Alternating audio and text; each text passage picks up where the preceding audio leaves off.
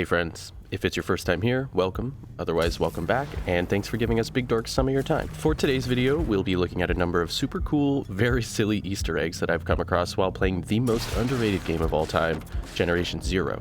I've also decided to include Easter eggs from the DLC Alpine Unrest.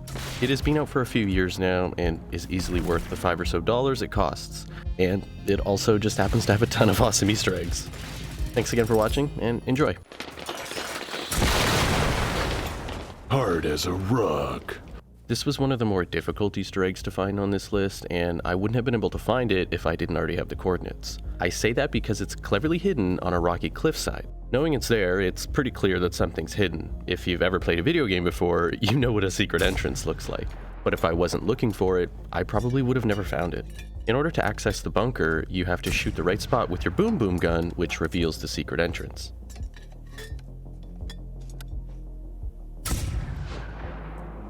Once inside, you'll see a pair of weights and a set of stairs. There will be poisonous green goo covering the stairs, and you can do what I did to avoid it and do a cute little bunny hop. But it doesn't hurt too much, so don't stress it. At the bottom of the stairs is a large cavernous door that is straight out of Dark Souls. If you keep watching, you'll see an actual Dark Souls Easter egg. What sort of super secret military base could they possibly be hiding in such a well-hidden spot? Well, once inside, you'll notice none of that is the case. It appears to be an underground church that has been converted into a gym, with tanning beds instead of seats and some sort of shrine of gains. I'm guessing the gentleman with the shiny tooth on all of the church paintings is known to the developers and loves tanning and weightlifting? I don't know. Having such a silly location hidden so damn well shows that the devs know how to have a good time. Classic Swedes. The sadist's bonfire. As promised, this is a quick one for any Dark Souls fans. At the beach's edge, you'll find an unlit bonfire with a long-barreled gun sticking out of it. Once you get close enough, a magical fire will light with a little light show for you. This is an obvious reference to the resting bonfires that are throughout the Dark Souls games. Time to put off dying for a little bit and rest my oh-so-tired body. Big worm, bigger robot. This one could be a bit of a stretch, but if you're able to avoid the massive firefight nearby, you'll see in the middle of a stone formation lay two hats and two guns. The ground itself looks like some sort of freshly dug pit, and the large rocks that flank it remind me of the Kevin Bacon Hop Rocks TM. Putting all the clues together, it sure looks like two people were sucked into the earth by big old earthworms, no?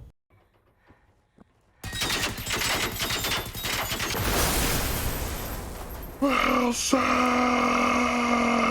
At the water's edge, there will be a small camp where you'll find two possible references to Tom Hanks' volleyball friend in Castaway, Wilson.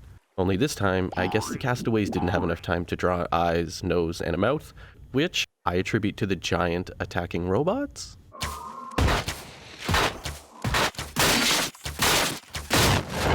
Rock and runestone. Runestones were often memorials to dead soldiers during the Viking Age, and a majority of them can be found in Sweden, so it makes sense that the devs hid a number of these across the map. There has been a lot of discussion on the Generation Zero forums as to what it translates to, so I'll include a link to the forum post in the description if you wanted to get in on the fun. In a land far, far away. This one is a bit of an Easter egg in an Easter egg. There are a number of collectible garden gnomes hidden around the map that have unique sayings attached to them. What makes this one kind of special is the relation that two of them have with each other. You can find the light side gnome and the dark side gnome, an obvious reference to the ongoing battle of good versus evil in the Star Wars universe. Once you blast them away, if you open your collectibles tab, you'll see the light gnome says, He seeks to bring balance to the gnomes, but unfortunately he's the last of his kind. With the gnome wearing all white and its bushy white beard, it's clearly a reference to modern murder beard Luke Skywalker. If you check out the dark side gnome in your collectibles tab, it reads, This gnome has let the hate flow through him. He tends to use his unhappy childhood and doomed love affairs as an excuse for his questionable life choices. I love this game so much. The Haunted Barn. I happened to be on a little stroll, and as I was walking up to a large mountaintop, I noticed things began to get awfully spooky. The fog thickened and turned a little blue. I ran into a pile of burned out cars that led me to a lantern. Once I got closer to the lantern, it blew out by itself. A little bit creepy. I then noticed to my left there was another lantern, except this time it was welcoming me to a totally not haunted barn. Once I got a little closer, the lantern again burns out and the barn door slowly creeps open. In a horror game, this would be expected, but in an action game, this came to me as a total surprise. Once inside the barn, you hear some creepy wind noises, and a number of the lit candles inside, of course, suddenly blow out once you enter. After looking around a bit, I noticed a small path in the back corner that leads to a second-story landing where you can find a sledgehammer, which was really cool. There is apparently a number of spooky locations like this throughout the game that I've yet to find, so please let me know in the comments if there's somewhere else that I should be checking out.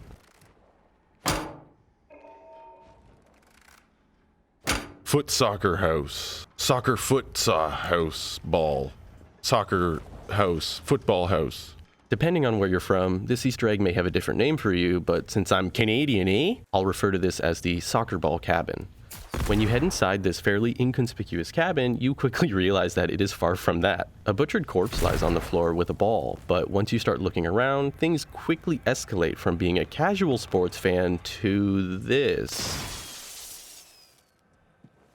My best guess is one of our robot overlords loves soccer balls and, like a squirrel with his nuts, is preparing for the winter. Lighthouse food face. To the west of the soccer house, there is a lighthouse that you can access. Once inside, you go up the stairs, and near the top there lays some sort of shrine, which includes some candles, a chessboard, and a gun silencer.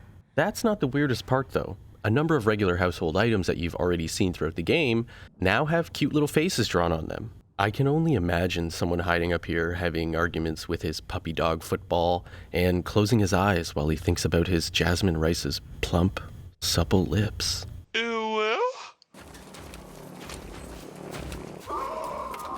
Room 237. Rad rum. I am a huge horror movie nerd, and at the top of my list is The Shining. Some might say I have an obsession, but I like to think of it more as a totally healthy alternative to actually being haunted by twins. To gain access to room 237, you need to head to a small island peninsula where you'll find a pair of dead twins with a keycard and pamphlet for the island hotel. Once you make your way back to the hotel and past the Shining Maze, TM, head to the second floor and find room 237. You'll notice the carpet in the hotel is the same iconic carpet from the movie, and beside the room door, you'll see a very familiar looking tricycle.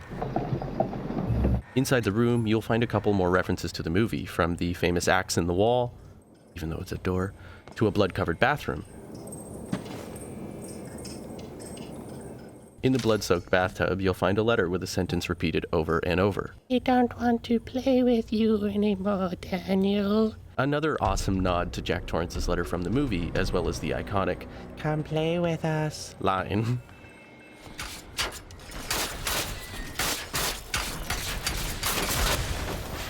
Not so midsummer. Another great reference for movie lovers, this time the devs pay homage to 2019's Midsummer. Avoiding any spoilers, there's a very intense scene in the movie that takes place in a burning barn. Everyone in the movie wears flower crowns, and the similarities are there.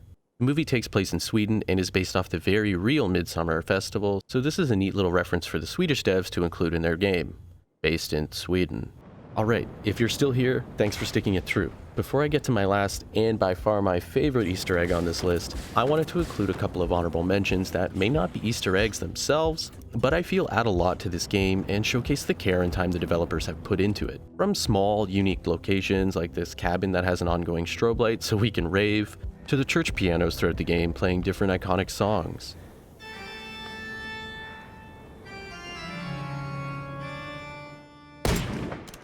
To this dead enemy laying atop a completely destroyed burning house, there are a number of little details that really bring this open world to life.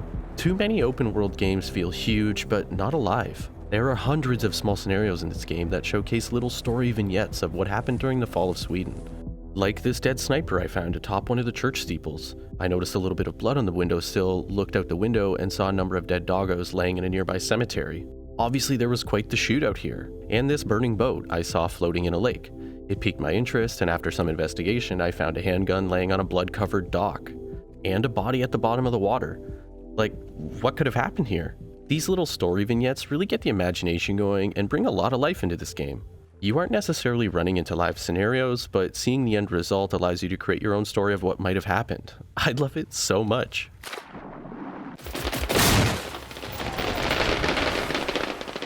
Where we're going, we don't need robots. Saving the best for last, this is my favorite Easter egg that I've found so far. I noticed a regular looking barn being protected by a number of enemies.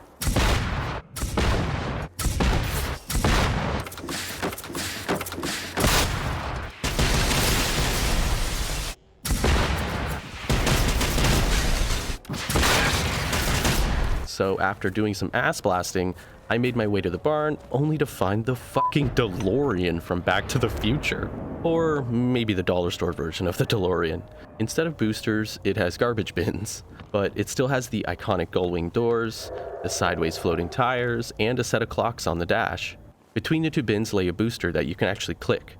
Unfortunately, nothing happened when I clicked it, so I took to the Generation Zero forums, only to find out that the damn thing actually flies away. I'm not too sure if the feature was removed in a recent update, which I doubt, or if it just glitched out on my end, which is probably what happened, so I highly suggest you check it out for yourself, and maybe it'll take off for you. Well, that's the list of Easter eggs that I've found in Generation Zero so far. I hope you enjoyed the video, and given the massive size of the game, and the amount of care the devs have put into it, I know there are a ton of other wild Easter eggs out there. So please let me know in the comments below what I might be missing. Thanks again for watching, smash that like button if you liked this video, and take care. Cheers.